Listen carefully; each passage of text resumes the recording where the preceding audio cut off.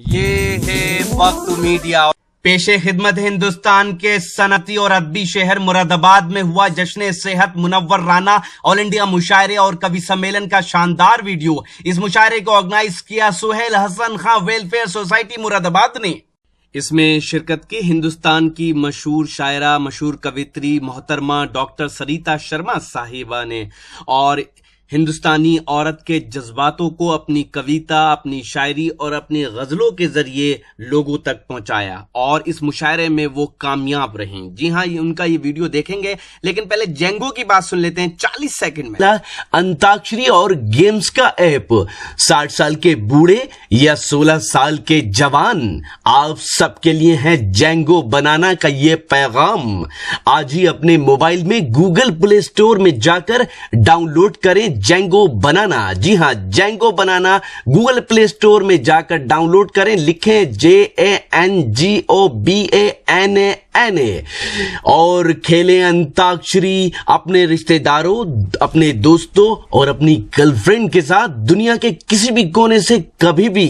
सुने सुनाए फिल्मी गीत और मजा लीजिए रोमांटिक सेट और फनी शायरी का, साथ ही जोक्स और भी बहुत से नए गेम्स आपका इंतजार कर रहे हैं जेंगो बनाना पर। और अब मैं आईजी साहब आपके आदेश का पालन कर रहा हूँ, मैं वहीं पहुंच रहा हूँ। आप आईजी साहब का एक हुक्म आया था, अब मुझे उसकी वजाहत इसलिए करनी पड़ेगी कि उसकी मैं तामील कर रहा हूँ। ये मुशायरा भी है और कवि सम्मेलन भी। और आपने एक शायरा को सुना और कवित्री के नाम पर हमारे पास एक ही शख्सियत है, बड़ी शख्सियत, जिसको सुनने की फरमाइश हमारे आईजी आली जनाब VS मीना साहब ने की है। उस शायरा, उस कवित्री की शख्सियत के बारे में मैं ये अर्ज करूं कि मेरा एक बड़ा मशहूर जुमला है मुशायरों का कि मुशायरे और कवि सम्मेलन का मंच वो वाहिद जगह है जहां मीर के आंसू मीरा की आंखों से झलकते हैं। और मैंने अपने इस जुमले को हमेशा हर उस मुशायरे और कवि सम्मेलन में सच होते देखा है जहां डॉक्टर सरिता शर्मा मौजूद होती है। हमारे आईजी साहब की फरमाइश है कि डॉक्टर सरिता शर्मा अपना कलाम सुनाएं। दोस्तों, शायरात को, कवित्रियों को आप सुनते हैं मुशायरों में गुनगुनाते हुए, लेकिन दिल के सन्नाटों में एक जोगन को गुनगुनाते हुए देखना हो तो सरिता शर्मा को सुनिए। मैं निवेदन करता हूं बहुत मोहब्बत के साथ सरिता जी से कि अपने कलाम से हम सबको नवाजें। आदरणीय श्रद्धेय मंच को प्रणाम करती हूँ। बड़े भाई मुनव्वर राना साहब, यूसुफ साहब, आदरणीय मंसूर उस्मानी जी और तमाम मंच के विद्वान, विद्वत, शायर, कवि, शायरात और सम्मुख बैठे बहुत विशिष्ट जन, सभी को बहुत बहुत प्रणाम करती हूँ। मुझे बिल्कुल अंदाजा नहीं था कि पढ़ना है, लेकिन मुझे बुलाया गया है, मैं पढ़ती हूँ। आईजी साहब कौन से मैं मुझे क्षमा कर दीजिएगा।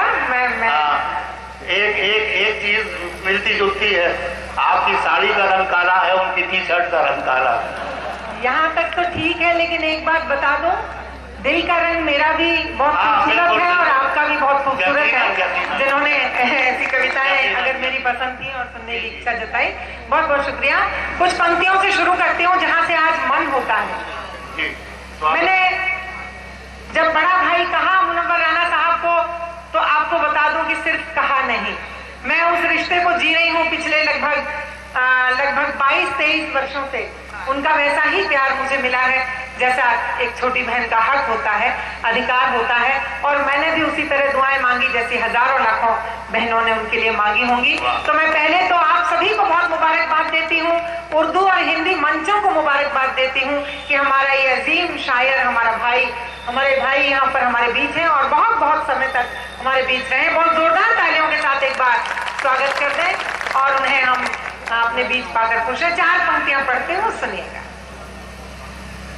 सपनों के नशे मन को फिर एक बार सजाना,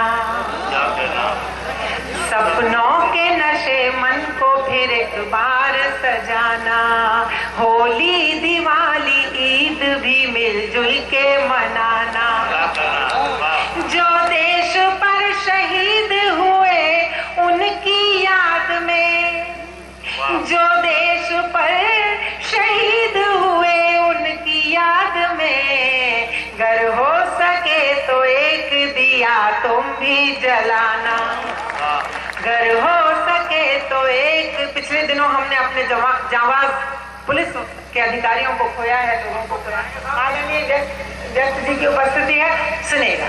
4 पंक्तियां और आपको सौंपती हूँ और चाहती हूँ एक बार पूरी तरह से जुड़ जाए तो मैं अपने रस और रंग पर आऊं।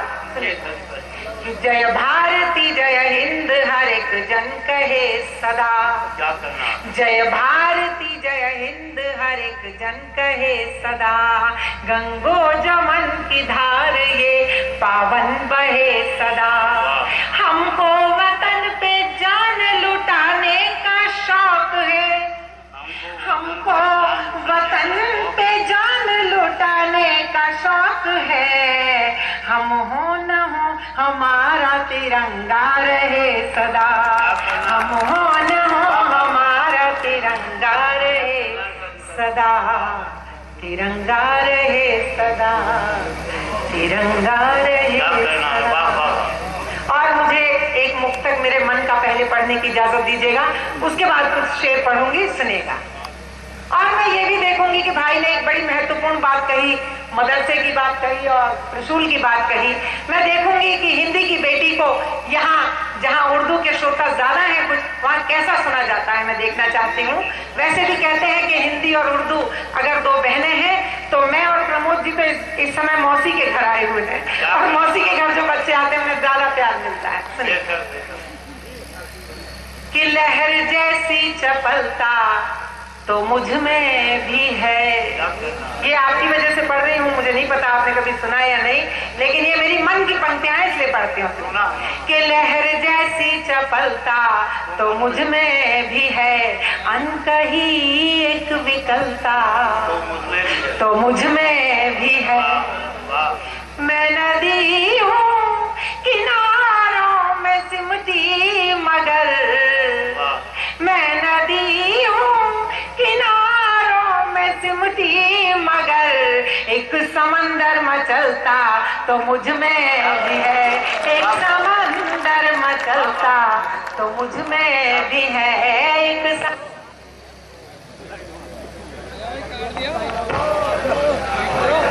मेरा नाम सरिता है, हम सब जानते हैं सरिता का अर्थ नदी होता है, और यहीं से बात कर रही हूँ, सुनेगा। नदी और स्त्री मेरी जो बहनें बैठी हैं उन्हें शामिल करते हैं इन पंक्तियों में। कि हर किसी की तपन तृष्णगी के लिए, हर किसी की तपन तृष्णगी के लिए, एक नेमत हुई जिंदगी के लिए, हर नदी उम्र भर उसकी खातिर चली, कब समंदर चला है नदी के लिए, कब समंदर चला है नदी के लिए, कब। और साहब जब किसी स्त्री के हाथों कोई कठोर कृत्य हो जाता है तो एक सवाल उठता है कि हम औरतों की रचना करते समय विधाता ने प्रेम, दया, ममता, करुणा, समर्पण जैसी चीजें मिलाई हमारी रचना में, तो हम कैसे कठोर हो गई। 4 पंक्तियां पढ़ती हूँ, सुनिएगा। कि नेकियों से ये कैसी बदी हो गई, नेकियों से ये कैसी बदी हो गई, ऐसा मंदर ये क्या त्रासदी हो गई, इसकी हर बूंद में थी मधुरता मगर, तुझ में डूबी तो खारी नदी हो गई, तुझ में डूबी तो खारी नदी हो गई, तुझ में डूबी तो। और साहब एक ऐसे परिवार में जन्मी जहां हम खानदान भर में 14 बेटियां थी, कोई बेटा नहीं था, किसी ने कुछ नहीं कहा और लाड प्यार से पाला, किंतु जैसे पूरा वातावरण कई बार कहता था कि तुम लड़कियां, तुम इतनी सारी लड़कियां कहां से आ गई हो, क्यों आ गई हो। आज जवाब देने का मन होता है शबीना कि हमारे बिना भी आपकी ये दुनिया किसी काम की नहीं है। 4 पंक्तियां कहते हो, सुनेगा। कि है विसंगति अजब कैसा संत्रास है विसंगति अजब कैसा संत्रास है, हर लहर में मचलती कोई आस है, पानी पानी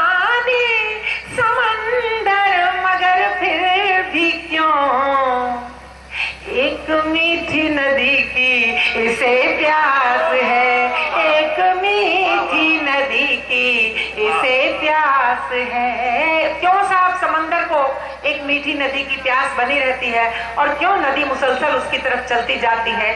शायद इसलिए कि जहां पर मन मिले अक्सर वो गठबंधन नहीं मिलता, जहां पर मन मिले अक्सर वो गठबंधन नहीं मिलता, किसी को दे के अपनापन भी अपनापन नहीं मिलता।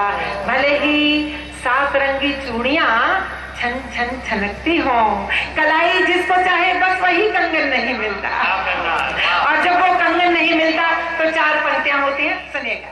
आध खिली रात रानी अधूरी लगी, हर कथा हर कहानी अधूरी लगी, काटनी थी उम्र काट आए मगर बिन तेरे जिंदगानी अधूरी लगी, बिन तेरे जिंदगानी अधूरी लगी। साहब आप बहुत प्रसन्न हुए। आपने जल में पड़ती हुई कभी चांद की परछाई देखी हो तो मेरे मन का एक मुक्तक और सुनाती हूँ आपको। जब मैंने देखी तो मुझे वो मंजर क्या क्या कहने लगा, क्या महसूस हुआ, वो पंक्तियां पढ़ती हूँ और आप सब सम्मान चाहते हैं, सुनेगा। हमारे अतिथिगण का आगमन अभी चल रहा है और यहाँ की ये परंपरा है। इस जिगर मंच से मुझे बहुत बार काव्य पाठ का सौभाग्य मिला है और यहाँ देर तक लोग सब काम निपटा के खाना पीना सब तब आते हैं। मैं सबका स्वागत करते हैं, सुनेगा। हालांकि हम लोगों ने भोजन अभी नहीं किया है, हम बाद में करेंगे, सुनेगा। सरिता जी ये शहर के डॉक्टर साहिबान थे, जी जी बिल्कुल, मरीजों को निपटा के ही आते हैं। जी बिल्कुल बिल्कुल, लेकिन हम भी यहाँ पर आप कहते हैं ना कि डॉक्टर्स मरीजों का इलाज करते हैं और कविताएं डॉक्टर्स का भी इलाज करती हैं कहीं ना कहीं, सुनेगा। कि चांद ने भेजी पायल नदी के लिए, चांद ने भेजी पायल नदी के लिए, है किनारे भी घायल नदी के लिए, पर नदी तो दीवानी समंदर की है समंदर भी पागल नदी के लिए, है समंदर भी पागल नदी के। और साहब चार पंक्तियां बीच में सुन लीजिएगा, मुझे याद आ गई। मैं दुनिया भर में तमाम देशों में ये पंक्तियां इस गौरव के साथ पढ़ती हूँ कि मैं भारत की बेटी हूँ, भारत से आती हूँ, तब ये चार पंक्तियां पढ़ती हूँ। सुने और आशीष दे कि मुझसे मिलकर कोई मेरी बेखुदी से डर गया, मुझसे मिलकर कोई मेरी बेखुदी से डर गया, वो अंधेरे में जिया था रोशनी से डर गया, वो अंधेरे में जिया था रोशनी से डर गया।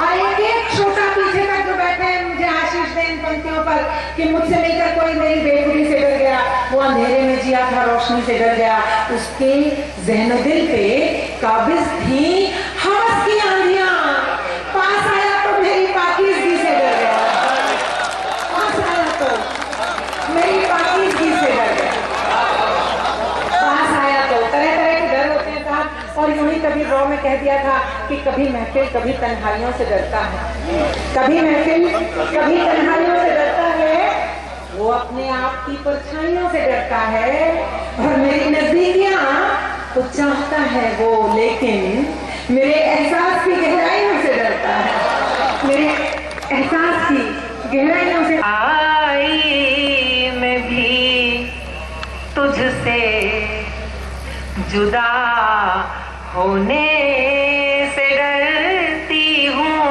क्या कहने हैं सरिता जी? मैं तन्हाई में भी तुझसे जुदा होने से डरती हूँ, मैं तन्हाई में भी तुझसे जुदा होने से डरती हूँ, तुझे पाना अभी बाकी है और खोने से डरती हूँ, तुझे पाना अभी बाकी है और खोने से डरती हूँ। मेरी आँखों के आईने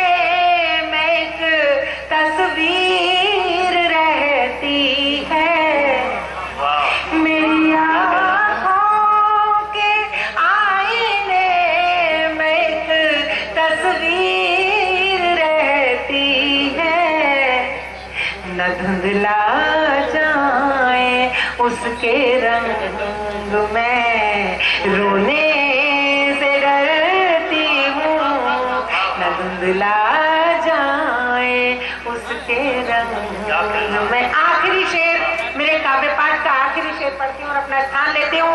उससे पहले मुझे 4 पंक्तियां याद आ गई। वुमेन एम्पावरमेंट की बहुत बात होती है, स्त्री सशक्तिकरण की। मेरी समझ में नहीं आता कि कितनी वो सशक्त हुई है। इतनी जरूर हो गई है कि अपनी शिकायतें कहने की कोशिश करने लगी है, बोलना सीख रही है आज की स्त्री। तो 4 पंक्तियां मैं भी कहना चाहती हूँ साहब। बहुत बड़ी शायरा है पाकिस्तान की रेहाना रूही। उन्होंने कहा, बहुत बड़ी बात कह दी, हिम्मत वाली बात कह दी। हम लोग नहीं कहती, हमारे देश में नहीं कहती वो बात, लेकिन मैं जो बात कहना चाहती हूँ वो आप तक पहुंचे। रेहाना रूही की 2 पंक्तियां आपको जरूर सुनाना चाहती हूँ कि आजा आजा की वहशतों का तला तुम उतर न जाए, आजा की वहशतों का तला तुम गुजर न जाए, गहरे समंदरों में ये दरिया उतर न जाए, और मैं ये भी चाहती हूँ तेरा घर बसा रहे, और ये भी चाहती हूँ कि तू अपने घर न जाए। ये पाकिस्तान की शायरा ने कहा। मैं क्या कहना चाहती हूँ साहब, सुनिएगा मेरे 4 मिसरे सुनिएगा।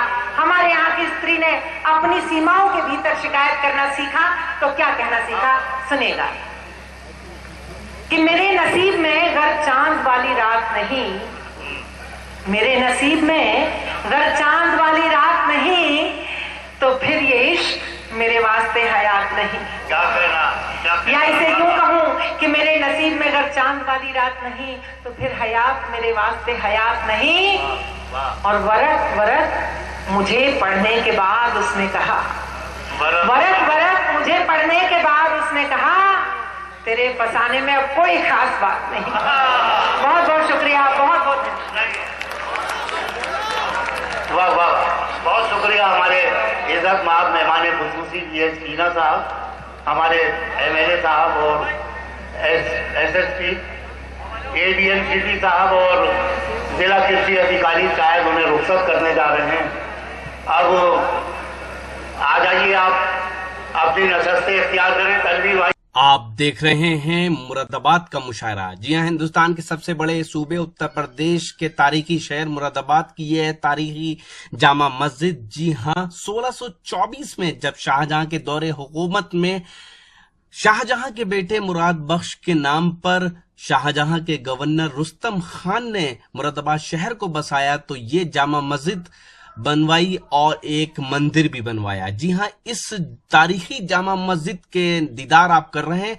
इससे मुतालिक एक जानकारी वीडियो के आखिर में सुनना ना भूले। जी हां, इस मुशायरे के कन्वीनर रहे जनाब मोहम्मद अहमद खान साहब और इस मुशायरे के दूसरे कन्वीनर रहे जनाब शुएब हसन खां पाशा साहब।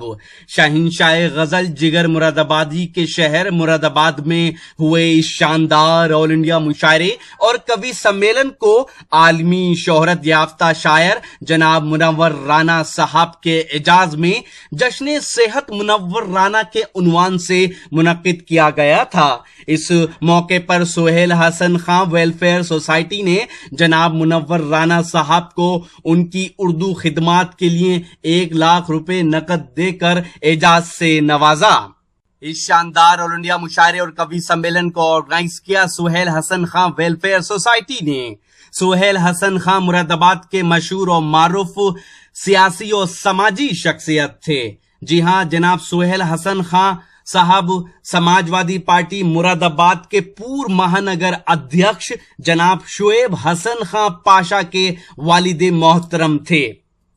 सोहेल हसन खां वेलफेयर सोसाइटी मुरादाबाद के अध्यक्ष हैं जनाब रईस खां साहब, उपाध्यक्ष हैं जनाब शहजाद कमर साहब, सचिव हैं जनाब शुएब हसन खां पाशा साहब, कोषाध्यक्ष हैं जनाब मोहम्मद अहमद खान साहब, सचिव हैं जनाब सलीम अहमद वारसी साहब, सह सचिव हैं जनाब मोहम्मद खालिद साहब और सह सचिव हैं जनाब मोहम्मद नदीम साहब। इन सभी हजरात ने इस मुशायरे को ऑर्गेनाइज करने में अपना नुमाया किरदार अदा किया।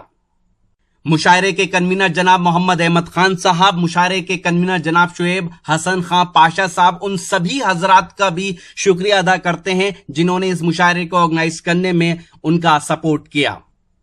मैं हूं आपका दोस्त शफीक खान और ये है मुरादाबाद की तारीखी जामा मस्जिद। जी हां, हम आप तक लेके आते हैं मुशायरे, लेकिन इस वक्त जामा मस्जिद के हवाले से, मुरादाबाद की जामा मस्जिद के हवाले से आपको एक जानकारी दे दूं। पूरे हिंदुस्तान में यूं तो कई जामा मस्जिदों में आप गए होंगे, मस्जिदों में आप गए होंगे, लेकिन इस तारीखी जामा मस्जिद की ख़ास बात यह है कि ये इकलौती जामा मस्जिद है जो किसी नदी किनारे वाक़ है। जी हाँ, आप देख सकते हैं ये नदी जिसे कहते हैं हम रामगंगा नदी।